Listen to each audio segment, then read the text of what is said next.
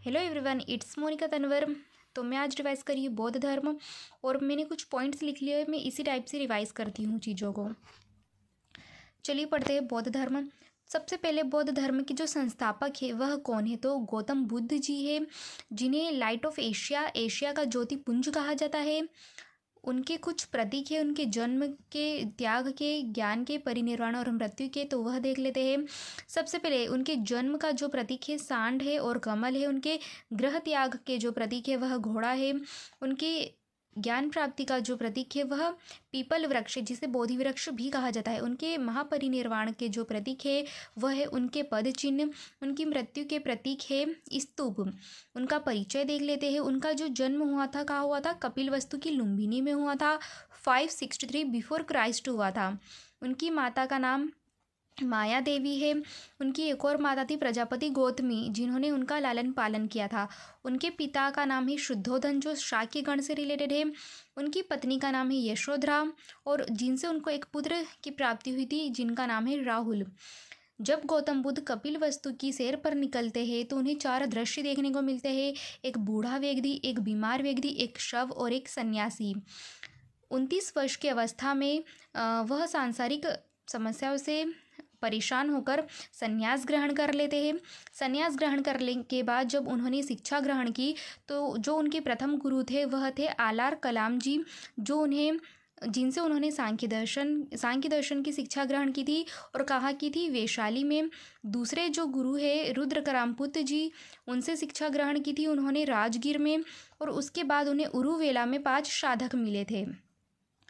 उनकी ज्ञान प्राप्ति हम देख लेते हैं। तो उन्हें ज्ञान प्राप्ति किस नदी के तट पर हुई है? निरंजना या फल्गु नदी के तट पर। और किस वृक्ष के नीचे? पीपल के वृक्ष के नीचे। और किस दिन? वैशाख की पूर्णिमा पर। और कितने साल की? 6 वर्ष की कठोर तपस्या के बाद। जब उन्हें ज्ञान प्राप्ति हो गई तो उस चीज़ को महाभिनिष्क्रमण कहा गया। और उन्होंने अपना जो प्रथम उपदेश है कहाँ दिया था? सारनाथ ऋषि पतनम में दिया था। एंड उस चीज़ को धर्मचक्र प्रवर्तन कहा गया। उन्होंने अपने जो उपदेश दिए हैं वह पाली भाषा में दिए हैं। यदि हमें बौद्ध धर्म की शिक्षा ग्रहण करनी है तो हमें त्रिपिटक से बौद्ध धर्म का ज्ञान प्राप्त हो सकता है। ये त्रिपिटक है विनय पिटक, सूत्र पिटक, अभिधम्म पिटक। विनय पिटक में भिक्षु और भिक्षुणियों के लिए कुछ नियम बताए गए हैं, और यदि उनसे कुछ नियम टूट जाए तो उन प्रायश्चित किस प्रकार किया जाए वह भी बताया गया है। सूत्र पिटक में गौतम बुद्ध जी के द्वारा पालन किए गए जो सिद्धांत है, जो सिद्धांत मानते थे, वह बताए गए हैं। और अभिधम्म पिटक में यह बताया गया है कि सूत्र पिटक में जो भी सिद्धांत दिए गए हैं उनका हम पालन कैसे करें। धारणाएं देख लेते हैं। बौद्ध धर्म में ईश्वर को नहीं माना जाता है, आत्मा को भी नहीं माना जाता है, पुनर्जन्म को माना जाता है। पुनर्जन्म की बात करें तो गौतम बुद्ध जी शाक्य मुनि के रूप में अपना पुनर्जन्म ले चुके हैं और आगे भी कई रूपों में लेने वाले हैं, जो अभी ज्ञात नहीं है उनके नाम हमें। त्रिरत्न देख लेते हैं। कुछ के नाम ज्ञात है और कुछ के नहीं याद है। तो त्रिरत्न देख लेते हैं। बौद्ध धर्म के 3 रत्न कौन कौन से? एक तो बौद्ध, एक संघ और एक धम्म। बौद्ध सभाएं देख लेते हैं। यहाँ पर बहुत बार शासनकाल पूछा जाता है कि चारों जो बौद्ध सभा है किन किन राजाओं के टाइम पर हुई थी।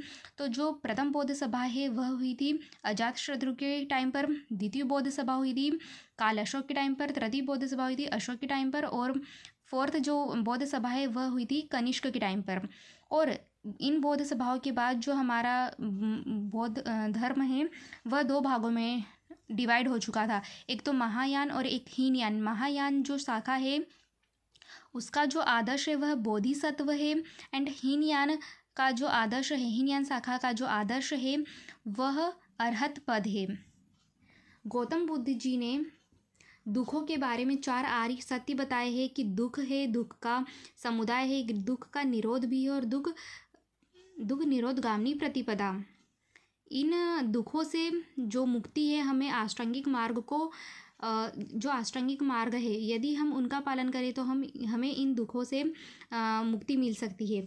वह आष्टांगिक मार्ग क्या है? सम्यक दृष्टि, मतलब अच्छा हमें देखना चाहिए। सम्यक दृष्टि, सम्यक संकल्प, सम्यक वाणी, सम्यक कर्मांत, सम्यक आजीव, सम्यक व्यायाम, सम्यक स्मृति और सम्यक समाधि। बौद्ध धर्म में जो परम लक्ष्य है वह है निर्वाण। निर्वाण क्या होता है?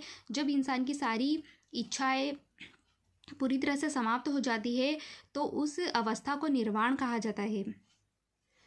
बुद्ध धर्म के अनुयायियों को दो भागों में बांटा गया, एक तो भिक्षुक और गृहस्थ। भिक्षुक वे होते हैं जिन्होंने बौद्ध धर्म का प्रचार प्रसार करने के लिए पूरी तरह से संन्यास ग्रहण कर लिया है, और गृहस्थ वे जो गृहस्थ जीवन व्यतीत करते हुए बौद्ध धर्म को फॉलो कर रहे हैं। शैली देख लेते हैं तो दो शैली है, गांधार शैली, मथुरा शैली। गौतम बुद्ध जी की जो प्रथम मूर्ति है वह मथुरा शैली में बनाई गई है, पर अधिकांश जो मूर्तियाँ हैं वह गांधार शैली में बनाई गई है। और ये भी देख लेते हैं कि जो हमारे भारत में पूजा या उपासना की जाने वाली प्रथम मूर्ति है वह गौतम बुद्ध जी की ही है।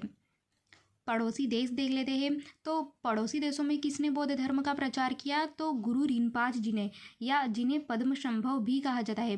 उन्होंने तिब्बत, भूटान में, पड़ोसी देशों और अन्य भी देशों में प्रचार प्रसार किया है बौद्ध धर्म का।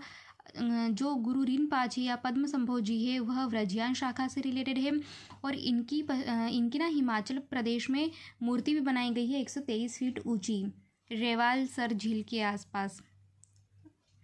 एंड मठ देख लेते हैं तो हिमाचल प्रदेश में 3 फेमस मठ है, एक है टाबो, एक नामग्याल, एक है शाशुर, और जम्मू कश्मीर में 2 मठ है, एक है थिकसे और एक है हेमिस मठ। तो ये कुछ पॉइंट्स थे बौद्ध धर्म के जो आज मैंने रिवाइज़ किए हैं।